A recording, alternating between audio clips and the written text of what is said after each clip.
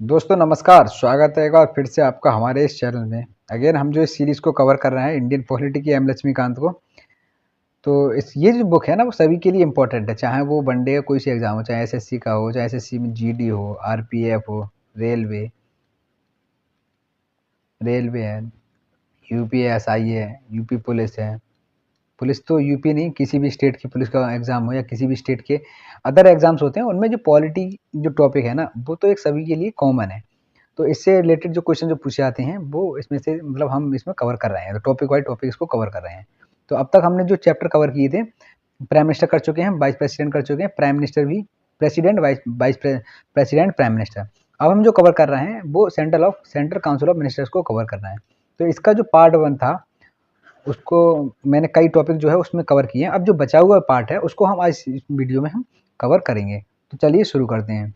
इस टॉपिक जो है रेस्पॉन्सिबिलिटी ऑफ द मिनिस्टर्स। अब मिनिस्टर्स की क्या क्या रेस्पॉन्सिबिलिटीज़ होती हैं तो इसको पढ़ेंगे हम। कलेक्टिव रेस्पॉन्सिबिलिटी, सामूहिक रूप से अगर देखें हम, सामूहिक रूप से सामूहिक सामूहिक रूप से उनकी क्या जिम्मेदारियां होती हैं उसको देखें। तो fundamental principle underlying the working of the parliamentary system of government is the principle of collective responsibility. तो ये कहना है कि जो हमारी पार्लियामेंट्री सिस्टम होती है, मतलब संसदीय प्रणाली जो होती है, जिसको हमने ब्रिटिश के मॉडल से अडॉप्ट किया है, उसका प्रमुख जो पार्ट होता है, जो मेन पार्ट होता है, मेन प्रिंसिपल वो होता है, तो होता है कलेक्टिव रेस्पॉन्सिबिलिटी। यानी कि जो भी जितने भी मंत्री बनाए गए हैं तो उनकी एक एकत्रित मतलब इकट्ठित एक कलेक्टिवली जो वर्क करने की जिम्मेदारी होती है, यही जो है उसके बारे में बताया गया है। आर्टिकल 75 बताता क्या कि council of minister collectively responsible होते हैं किसके लिए? लोकसभा के लिए। ये ऐसे ही बिल्कुल स्टेटमेंट में पूछ लिया जाता है, चाहे वो सीडीएस का हो चाहे एनडीए का हो। यहाँ तक कि पीसीएस में भी ये स्टेटमेंट डायरेक्ट पूछा जाता है कि काउंसिल ऑफ मिनिस्टर जो है कलेक्टिवली किसके लिए रेस्पॉन्सिबल होते हैं, राज्यसभा के लिए, लोकसभा के लिए या पीपल ऑफ इंडिया के लिए। तो this means that all the ministers on joint responsibility to the Lok Sabha for all their acts and commissions and the commission. यानी कि जो भी उनके द्वारा करा जा रहा है, चाहे गलती हो चाहे सही काम हो, उसके लिए वो सामूहिक रूप से किसके लिए जिम्मेदार होते हैं? लोकसभा के प्रति। They work as a team and swim and sink together. मतलब वो एक टीम के तौर पे काम करते हैं। अगर तैरेंगे तो सभी एक साथ तैरते हैं, और जब डूबेंगे तो सभी एक साथ में। यहाँ देखो, अगर प्राइम मिनिस्टर अपने पद से रिजाइन दे देता था, इसका मतलब है कि पूरी की पूरी काउंसिल ऑफ मिनिस्टर जो है उसे रिजाइन देना पड़ता है। तो एक पर्सन के रिजाइन देने से पूरी काउंसिल को रिजाइन देना पड़ता है। तो इसी को कहते हैं, कह सकते हैं हम कि कलेक्टिवली का रेस्पॉन्स, कलेक्टिवली जो है वो एक वर्क कर रहे हैं। When the Lok Sabha passes no confidence motion against the Council of Ministers, all the ministers have to resign, including those ministers who are from the Rajya Sabha।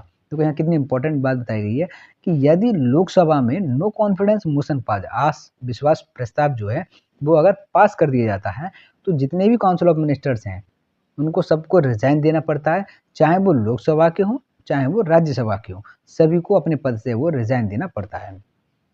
Alternatively, the Council of Ministers can advise the President to dissolve the Lok Sabha on the ground that House does not represent the views of electorate faithfully and call for the election। यानी कि जो council of ministers हैं ये कह सकते हैं president से कि भाई प्रेसिडेंट साहब, अब जो सदन है उसको भंग किया जाए, डिसॉल्व किया जाए। क्यों? जब कभी उन्हें लगता है कि उनका जो एक मेजोरिटी है, बहुमत है, वो खो चुके हैं, तो इस पर जो है वो प्रेसिडेंट को सुझाव देते हैं कि भी हम जो है वो मेजोरिटी खो चुके हैं, आप दोबारा से इसको डिसॉल्व करके एक नया जो इलेक्शन है वो फ्रेश इलेक्शन करवाया जाए। The president may not The President may not oblige the Council of Ministers that has lost the confidence of the Lok Sabha. The principle of collective responsibility also means that the cabinet decision bind all the cabinet ministers and other ministers, even if they differ in the cabinet meeting. It is the duty of every minister to stand by cabinet decisions and support them without any outside the parliament. ये कह रहे हैं कि जो cabinet of ministers होते हैं, जो council of ministers होते हैं, कैबिनेट का जो डिसीजन होता है उस पर उसको पूरा तरीके से क्या है सपोर्ट करेंगे, उस पर कोई भी उसके अगेंस्ट जो है वो नहीं जाएंगे, तभी तो कलेक्टिवली वर्क करेंगे। और पता लगे कि अगर जितने भी कैबिनेट काउंसिल मिनिस्टर्स हैं कि वो कैबिनेट का जो डिसीजन ले आया उस पर ही अगर वो एक कुछ आए वाए चलने लगे, इधर उधर चलने लगे, तो कैसे एक तरीके से कलेक्टिवली वर्क करेंगे। तो if any minister disagree with the cabinet decision and it is not prepare to defend it, he must resign. तो इसके लिए दिया गया प्रोविजन दिया है कि यदि कोई भी मिनिस्टर कैबिनेट के डिसीजन, कैबिनेट के द्वारा कोई भी अगर डिसीजन लिया गया उस डिसीजन के अगेंस्ट है। भाई ऐसा थोड़ी नहीं है कि सबके विचार एक जैसे हैं, लेकिन हाँ पार्टी में अगर रहना है तो भाई विचार एक जैसे करने होंगे। तो यदि कोई भी अगर इनके विचारों को डिसीजन के अगेंस्ट है या उसको डिफेंड नहीं करना चाहता है, तो उसके पास एक रास्ता दिया है कि भाई आप रिजाइन करो और निकलो यहाँ से। बस आपके पास यही है, अगर आपका स्टैंड हमारे साथ नहीं है तो आपको रिजाइन करना होगा, रिजाइन दे दो और हट जाओ, मगर आप अगेंस्ट में नहीं जा सकते। For example, Dr. B.R. Ambedkar resigned because of his difference with his colleagues on Hindu Code Bill in 1953। यानी कि 1953 में बी आर अम्बेडकर जी के भी जो हिंदू कोड बिल आया था उस समय पे, उस पर भी इनकी जो व्यूज थे वो कुछ अलग थे, और फिर बाद में इन्होंने भी रिजाइन दे दिया था। तो सी डी देशमुख हैं, इन्होंने भी रिजाइन दिया था। कब दिया है इन्होंने? तो 1986 में। तो ऐसी ये प्रोविज़न है कि जब अगर आप उसके साथ में नहीं हो या आपके व्यूज़ उनसे मैच नहीं कर रहे हैं कैबिनेट के डिसीजन से, तो आप रिज़ाइन दे सकते हो, वो फ्री है, कोई ज़ोर ज़बरदस्ती नहीं है। ज़बरदस्ती यही है कि आप मंत्री पद पे रहते हुए एक कैबिनेट के डिसीजन के अगेंस्ट जो है वो नहीं जा सकते। अब इंडिविजुअल रिस्पॉन्सिबिलिटी क्या होती है भाई? हर मंत्री की अलग-अलग ज़िम्मेदारी की बात करें, तो 75 ये बताता है प्रिंसिपल ऑफ इंडिविजुअल रिस्पॉन्सिबिलिटी के बारे में। ये बताता है कि minister hold office during the pleasure of the president, कि जो मिनिस्टर्स होते हैं, वो किसके प्लेज़र पर रहते हैं? प्रेसिडेंट के। इसका मतलब ये नहीं है कि प्रेसिडेंट जब चाहे तब एक मिनिस्टर को हटा दे। वो जब तक नहीं हटा सकता, जब तक कि वो लोकसभा में, मतलब कि लोकसभा में उनका कॉन्फिडेंस है, एक बहुमत है, तब तक वो पद पर रहेंगे, तब तक प्रेसिडेंट साहब उसको नहीं हटा सकते। However, the president remove a minister only on the advice of the prime minister। और अगर हटाएंगे तो किसकी सलाह पर? केवल और केवल प्राइम मिनिस्टर।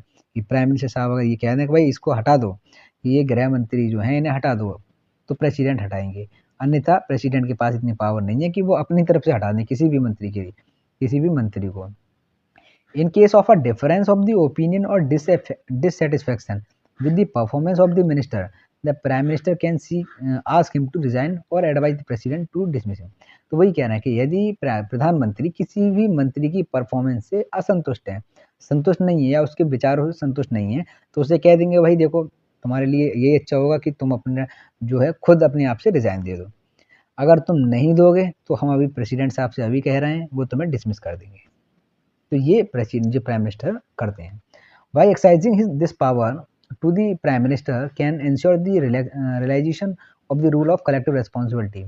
अब इसमें वही doctor B R Ambedkar ji ने कुछ कहा है कि collective responsibility can be achieved only through the instrumentally of the prime minister. ये कह रहे हैं कि जो कलेक्टिव सामूहिक जिम्मेदारी है, इसको केवल हासिल किया जाता है प्राइम मिनिस्टर की द्वारा ही, उनकी जो कामकाज के द्वारा ही। Therefore, unless and until we create that office and enjoy that office with statutory authority to nominate and dismiss the minister, there can be no collective। यानी कि यही है कि अगर ऐसी कोई अथॉरिटी लगा दी जाती कि जो नॉमिनेट करे और उनको डिसमिस करे, तो ये कलेक्टिव रिस्पॉन्सिबिलिटी नहीं बन पाती। नेक्स्ट है भाई नो लीगल रेस्पॉन्सिबिलिटी। ब्रिटेन में every order of the king for any public act is countersigned by the minister। If the order is in violation of any law, the minister would be held responsible and would be liable in the court।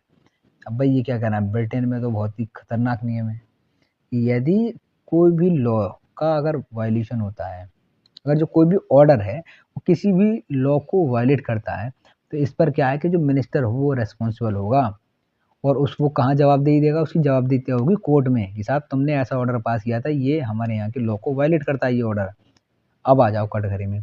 तो इस पर वो सीधे तौर पे जिम्मेदार होते हैं कोर्ट के लिए। The legally accepted phrase in the king can do no wrong, hence he can be sued in any court.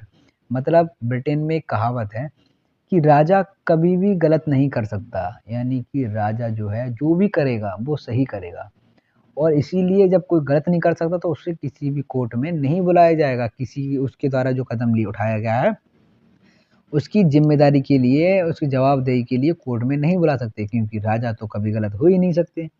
ये ब्रिटेन में प्रोविजन है। अगर गलत होगा तो कौन? मिनिस्टर को ही उसमें दंड दिया जाएगा।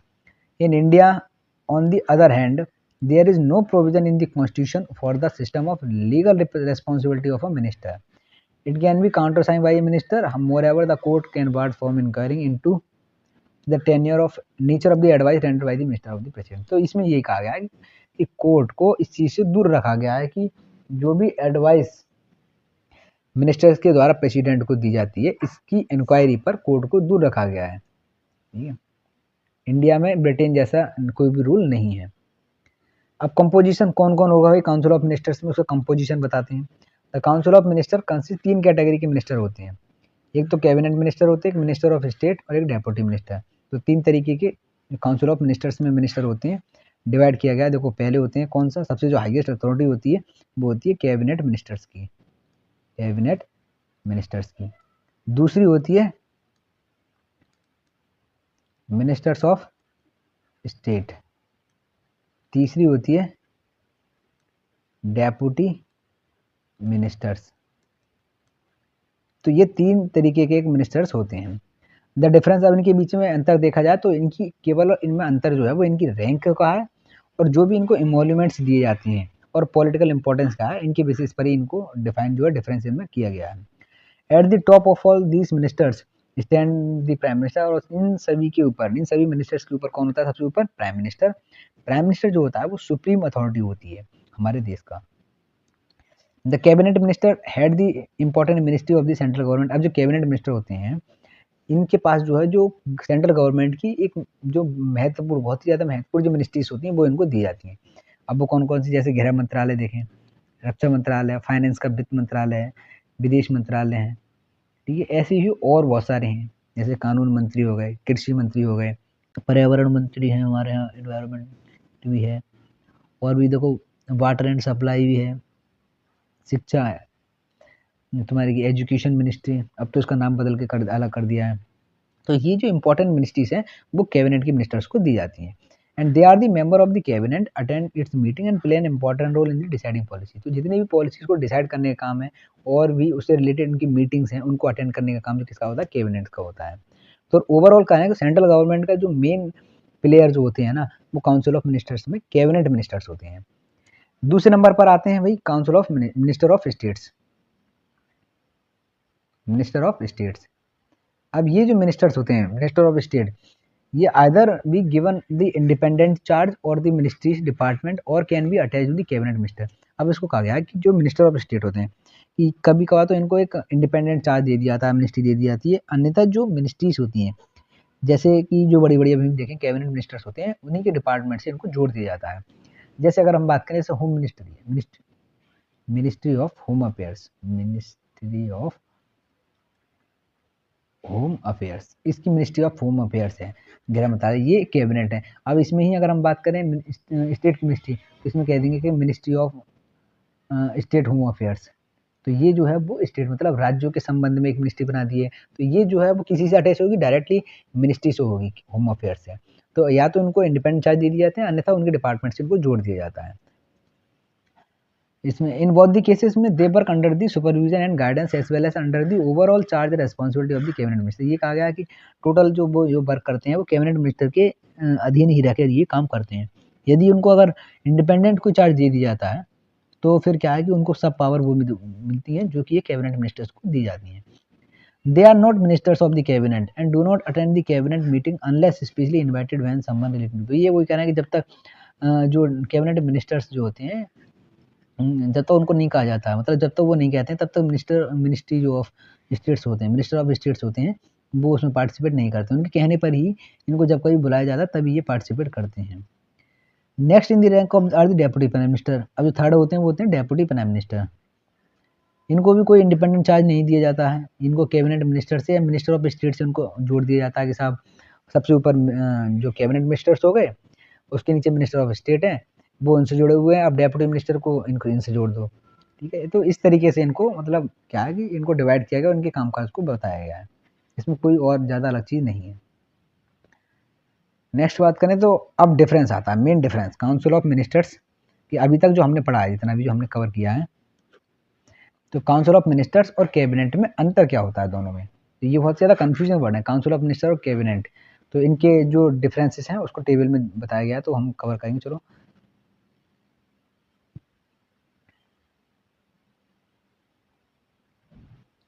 पहले इनके रोल्स के बारे में पढ़ते हैं। कैबिनेट का क्या रोल होता है कि ये सबसे एक हाईएस्ट डिसीजन मेकिंग अथॉरिटी होती है हमारे पॉलिटिकल सिस्टम की। चीफ पॉलिसी फॉर्मुलेटिंग बॉडी होती है कि इसमें पॉलिसी जो फॉर्मुलेट की जाती है वो इन्हीं के द्वारा, कैबिनेट के द्वारा की जाती है। सुप्रीम एग्जीक्यूटिव अथॉरिटी होती है सेंट्रल गवर्नमेंट की, ठीक है। चीफ कोऑर्डिनेटर होते हैं सेंट्रल एडमिनिस्ट्रेशन के। एडवाइजरी बॉडी होती है प्रेसिडेंट के लिए। It is the chief crisis manager, वो यही सब बताया गया है, इसमें और कुछ अलग है नहीं। सभी मेजर लेजिस्लेटिव फाइनेंशियल मैटर्स को डील करती है। Exercise control over the higher appointment like constitutional authorities and senior secretary administration, मतलब जो सचिव वगैरह जो बनाए जाते हैं, सेक्रेटरी वगैरह बनाए जाते हैं, उनको जो अपॉइंट किया जाता है, तो उसमें भी ये अपॉइंटमेंट किसे करना है, तो उसको सब डिसीजन जो कौन लेता है, कैबिनेट। फॉरेन अफेयर्स हैं, फॉरेन पॉलिसी से उनको भी डील करना है, तो उससे संबंधित भी जो डिसीजन होते हैं वो किसी के होते हैं। तो ये जो है वो मेंस के तौर पे ज़्यादा इंपॉर्टेंट है, प्री के पॉइंट से इतने इंपॉर्टेंट नहीं है। अब यहाँ इनकी जो डिफरेंसेस हैं वो देखते हैं हम। काउंसिल ऑफ मिनिस्टर्स, भाई एक ये काउंसिल ऑफ मिनिस्टर जो है बहुत ही एक ब्रॉड टर्म है। इसमें क्या है कि 60 से 70 मिनिस्टर्स होते हैं। अभी हमने क्या देखा था कि 15% जो टोटल स्ट्रेंथ है लोकसभा के 15% जो है वो काउंसिल ऑफ मिनिस्टर बनाए जाते हैं, मतलब ये एक बड़ी बॉडी होती है। वहीं कैबिनेट जो होती है कि स्मॉलर बॉडी होती है, जहाँ की 15 से 20 मेंबर्स होते हैं। अच्छा, इसमें भी काउंसिल ऑफ मिनिस्टर्स में भी कैबिनेट बनाने के पीछे पता क्या उद्देश्य है? जैसे मान लो 60 से 70 लोगों को एक साथ बुलाना, अगर जैसे कोई भी एक बहुत ही इमरजेंसी केस आ गया है और उस पर डिसीजन लेना है, तो 60-70 भाई मेंबर्स को, मिनिस्टर्स को बुला के उनको एक जगह बैठाना, उनसे फिर मीटिंग करना, और हो सके सबके विषय अलग अलग होते, तो ये बहुत ज़्यादा टाइम कंज्यूम हो जाता है। तो ऐसे में अगर जहाँ क्विकली कोई ना कोई स्टेप लेना होता है, तो जो छोटी एक बॉडी होगी उसमें डिसीजन जो है वो जल्दी लिए जाएंगे, इसीलिए जो कैबिनेट है वो 15 से 20 मेंबर इसमें रखे गए हैं। नेक्स्ट पॉइंट है इसका डिफरेंस का, इट इंक्लूड ऑल दी, तीन कैटेगरी के, भाई काउंसिल ऑफ मिनिस्टर्स में तो तीनों कैटेगरी के मिनिस्टर्स आ जाते हैं, कैबिनेट मिनिस्टर भी, मिनिस्टर ऑफ स्टेट भी और डेप्यूटी प्राइम मिनिस्टर भी, डेप्यूटी मिनिस्टर भी, सॉरी। जबकि कैबिनेट में कौन कौन आता है, केवल और केवल कैबिनेट रैंक के जो मिनिस्टर्स होते हैं वही कैबिनेट में बनते हैं। तो thus it is a part of council of ministers, हाँ ये काउंसिल ऑफ मिनिस्टर्स के तो पार्ट हिस्सा होते हैं। नेक्स्ट है, it does not meet as a body to translate government business, it has no collective function, इनका कोई जिम्मेदारी भी नहीं होती कलेक्टिवली, और ना ही सरकार के कामकाज में ये मीटिंग में पार्टिसिपेट करते हैं। जबकि कैबिनेट जो है ये फ्रिक्वेंटली, मतलब समय समय पर मिलते हैं, और खासकर सप्ताह में 1-2 बार तो मिलते ही हैं, और जो भी डिसीजन होते हैं, इंपॉर्टेंट डिसीजन होते हैं भारत सरकार के, कैसे सरकार के कामकाज को सरल बनाया जाए, करा जाए, तो उसमें ये पार्टिसिपेट करते हैं, अपनी राय देते हैं। नेक्स्ट है, फोर्थ पॉइंट है, it is wasted with all the powers but in theory, कि काउंसिल ऑफ मिनिस्टर्स को पावर दिखाई गई है कि इतनी पावर है, ये पावर है, और सिर्फ केवल केवल थ्योरी में, रियल पावर किसके पास है, कैबिनेट के पास है। तो in the its exercises in practice the power of the council of ministers and thus act the latter, its function are determined by the cabinet. अब जो इनकी जो काउंसिल ऑफ मिनिस्टर्स की जो भी कामकाज है वो कैबिनेट बताता है, फिर वो काम करते हैं। जबकि it direct the council of ministers by taking policy decision which are binding on the all. जबकि कैबिनेट का काम क्या है कि जो भी डिसीजन है उसको लेना, और उसको सभी जो मिनिस्टर्स होते हैं उस पर वो बाइंडिंग रहते हैं। सिक्स जो छठा डिफरेंस है वो क्या है, it implement the decision taken by the cabinet. अब जो भी कैबिनेट ने डिसीजन लिया है उसको इम्प्लीमेंट करने का काम किसका है, काउंसिल ऑफ मिनिस्टर्स का। और जबकि it supervise the implementation decision by the council of ministers. अब ये देखते हैं कि जो कैबिनेट ने जो भी डिसीजन लिया है उनकी निगरानी करते हैं कि काउंसिल ऑफ मिनिस्टर्स ने उसको इम्प्लीमेंट सही से कर रहे हैं या नहीं कर रहे हैं। अब सातवां जो डिफरेंस है, ये जो डिफरेंसेस बताए गए हैं कभी कभी प्री में पूछ लिया जाता है, नहीं ज़्यादातर मीन्स के पॉइंट से ज़्यादा इंपॉर्टेंट है। सातवां डिफरेंस ये है कि ये एक कॉन्स्टिट्यूशनल बॉडी है। तो काउंसिल ऑफ मिनिस्टर्स जो है कैसी बॉडी है, कॉन्स्टिट्यूशनल बॉडी है, जिसको आर्टिकल नंबर 74 और 75 में बताया गया है इसके साइज के बारे में। However not mention in the constitution, हमारे कॉन्स्टिट्यूशन में कहीं भी एक ज़्यादा क्लासीफाई इसको नहीं किया है, केवल 2 ही आर्टिकल में इसको बताया गया है। इसका साइज क्या होगा प्राइम मिनिस्टर के अकॉर्डिंग साहब वो ही है, इसमें कुछ और नहीं है। जबकि cabinet it was inserted in the article 352 of the constitution in the 1978 by the constitution amendment act. यानी कि कैबिनेट जो वर्ड है ना, कैबिनेट जो वर्ड है वो पहले हमारे कॉन्स्टिट्यूशन में नहीं था, इसको जोड़ा गया है, इसको ऐड किया गया है 44 कॉन्स्टिट्यूशनल अमेंडमेंट एक्ट 1978 में। और ये किस में बताता है, कैबिनेट वर्ड के लिए कोई पर्टिकुलरली आर्टिकल नहीं है, लेकिन जो आर्टिकल नंबर 352 है जो नेशनल इमरजेंसी के बारे में बताता है, नेशनल इमरजेंसी के बारे में बताता है, तो इसमें बताया गया है कि नेशनल इमरजेंसी जो लगाई जाएगी राष्ट्रपति द्वारा वो काउंसिल ऑफ मिनिस्टर्स, मतलब काउंसिल ऑफ मिनिस्टर्स के द्वारा यदि रिटर्न में अगर कहा जाता है तभी इसको इमरजेंसी जो है वो लगाई जाएगी। तो यहाँ पर कैबिनेट का जो है वो कैबिनेट का जिक्र किया गया है, केवल केवल किसमें, अगर क्वेश्चन में पूछा भी जाता है कैबिनेट का जिक्र कहाँ किया गया तो याद रखना है आर्टिकल नंबर 352 में। Article 352 also define the cabinet saying that it is the council consisting of the prime minister and other minister of the cabinet rank। इसमें बताया गया है कि आर्टिकल नंबर 352 में बताया गया है कि कैबिनेट का मतलब है जो कैबिनेट रैंक के मिनिस्टर्स होते हैं, वही जो है वो कैबिनेट कहलाते हैं। लास्ट पॉइंट देखते हैं, वही 8वां डिफरेंस क्या है इसमें। It is collectively responsible to the lower house of the parliament. जो काउंसिल ऑफ मिनिस्टर्स होते हैं वो कलेक्टिवली रिस्पॉन्सिबल होते हैं लोकसभा के लिए। And it enforce the collective responsibility of the council of ministers to the lower house of the, same है वही, इसमें कोई अलग नहीं है। अब रोल का डिस्क्रिप्शन, मतलब काउंसिल ऑफ मिनिस्टर्स के रोल के बारे में कुछ कुछ कहा गया है, तो ये कोई इंपॉर्टेंट नहीं है ना, पूछे जाता है। जैसे राम सिंह ब्यूरो ने कहा है कि कैबिनेट जो है steering wheel of the ship of the state, ये राज्यों का जो जहाज है उसका जो स्टीयरिंग व्हील है उसको किसका कैबिनेट जो है वो स्टीयरिंग व्हील का काम करता है। अब इसमें आ जाओ दूसरा, एक इम्पोर्टेंट पॉलिटिकल थिंकर्स हो ना, एक कौन है ये सर इवोट जेनिंग। इन्होंने कहा है cabinet is the core of British constitutional system, it provide unity to the British system of government. की कैबिनेट जो है ना, जो ब्रिटिश का कॉन्स्टिट्यूशनल सिस्टम है उसकी कोर है, मतलब उसकी जो आधारभूत जो शिला है, आधार जो है वो कौन है, कैबिनेट। और यही क्या है कि एकता बताता है ब्रिटिश सरकार के बारे में। तो इस तरीके से अगर हम देखें तो, और तो कोई किचन कैबिनेट का कॉन्सेप्ट भी पढ़ते हैं। किचन कैबिनेट क्या है? द कैबिनेट एक स्मॉल बॉडी है जिसमें प्राइम मिनिस्टर और कुछ मेंबर्स होते हैं, जैसे 15 से 20 जो भी इंपॉर्टेंट मिनिस्ट्रीज होते हैं वो, जो कि डिसीजन मेकिंग, जिनका काम होता है कि हाईएस्ट डिसीजन लेना, तो वो सब कैबिनेट के द्वारा किया जाता है। तो इसी तरीके से एक स्मॉलर बॉडी भी होती है, इसको कहा जाता है इनर कैबिनेट या किचन कैबिनेट, जो कि real centre of the power. This informal body consists of the Prime Minister and 2 or 4 influencer colleagues in whom the faith with whom he can discuss every problem। तो इसमें ये बताया गया कि जो कैबिनेट है जिसमें 15 से 20 मेंबर होते हैं, इनमें भी 3-4 ऐसे मेंबर्स को मिलाकर जिनमें प्रधानमंत्री जो है, प्रधानमंत्री सबसे के ज़्यादा ही जो करीब हों, जिनमें वो विश्वास रखते हों, उसको मिलाकर इसको कहा गया है कि जो भी अपनी बातें हैं उनके साथ शेयर करते हों, तो उसको किचन कैबिनेट कहा गया है। और ये एडवाइस करते हैं द प्राइम मिनिस्टर को not on important political administrative issues पे, assisting him making the crucial decisions. वो ये कुछ नहीं, अलग नहीं। एवरी प्राइम मिनिस्टर, नीचे देखते हैं क्या है इसमें, every prime minister in India has its inner cabinet. ये कहना है कि हर एक प्रधानमंत्री के अपने अपने इनर कैबिनेट भी रहे हैं during the era of Indira Gandhi के समय से। The prime minister has resorted to the advice of the inner cabinet extra constitutional body. इसको कहा जाता है कि एक्स्ट्रा कॉन्स्टिट्यूशनल बॉडी है, वही इसके कुछ मेरिट्स बताई गई हैं। ये बहुत ही स्मॉल यूनिट होती है और एक मोर एफिशिएंट है डिसीजन, मतलब जो डिसीजन लेने में और ज़्यादा सरल बना देती है एक लार्जर कैबिनेट कंपैरिजन में। It can meet one more often and deal with the business more expeditiously than the large cabinet. It helps the prime minister in maintaining secrecy in maintaining the decision of the important political system. वही है कि ये secrecy बनाए रखती है वही। लेकिन demerits भी इसके बारे में बताया गया है। डीमेरिट क्या है? It reduce the authority and the status of the cabinet as the higher decision making body. कि भाई जो एक कैबिनेट बनाई गई थी, काउंसिल ऑफ मिनिस्टर्स में से भी एक कैबिनेट बनाई गई थी छांट कर, कि ये एक इम्पॉर्टेंट लोग हैं, ये जो है वो सरकार की जो इम्पोर्टेंट जो पॉलिसीज वगैरह हैं उनमें और जो डिसीजन लिए जाएंगे वो उनमें ये मदद करेंगे। अब ये उसकी जो वैल्यू है ना उसको कम कर देती है kitchen cabinet. Its circumvent the legal process by allowing outside person to play. अब इसमें क्या है कि जो इनर कैबिनेट में प्रधानमंत्री जो है किसी बाहरी पर्सन को भी जो है उसमें इंक्लूड कर लेते हैं। तो इसमें यही बताया गया है कि the phenomena of kitchen cabinet where decision cook and placed before the cabinet for the formal approval is not unique in India. ये भारत में भी कोई अलग नहीं है कि बनाया खाया उसके बाद कैबिनेट के सामने रख दिया, साहब ये सब चीज़ हमने इसको करना चाह रहे हैं, अब तुम बताओ अपनी राय।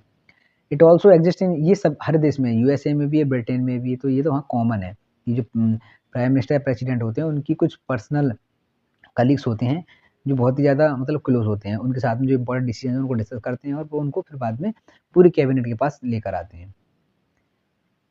अब आर्टिकल्स को बारे में बताया गया है, तो आर्टिकल देखो काउंसिल ऑफ मिनिस्टर से 4-5 आर्टिकल ही जो हैं, एक तो है 74, 75, 77 और 78 और 88। 74 बताता है काउंसिल ऑफ मिनिस्टर सलाह देंगे और सहायता करेंगे प्रेसिडेंट की। अन्य प्रोविजन जैसे उनकी नियुक्ति कौन करे, कितने समय के लिए, क्या क्वालिफिकेशन होगी, 75 में बताया गया है। भारत सरकार के कामकाज को सरल बनाने के काम के बारे में बताया गया 77 में। 78 बताता है कि ये प्रधानमंत्री की ड्यूटी है कि वे प्रेसिडेंट को सभी मामलों के संबंध में उसे जानकारी दें। 88 कहता है 88 right of the ministers as respect the house, की जो मंत्री के भी कुछ अधिकार हैं हाउसों के संबंध में, जैसे कि वो कोई से भी सदन में किसी की कार्रवाई में हिस्सा ले सकते हैं लेकिन वोट उसी में देंगे जिसमें वो सदस्य हैं। तो ये कुछ उसके राइट्स हैं। तो इस तरीके से ये चैप्टर जो है ना, chapter council of ministers complete होता है। कैसा लगा आपको चैप्टर, कमेंट में बताओ भाई, और चैनल को सब्सक्राइब करो, शेयर करो। तब तक फिर नेक्स्ट वीडियो अब हम देखते हैं, जो अगला चैप्टर है उसको हम नेक्स्ट वीडियो में कवर करेंगे।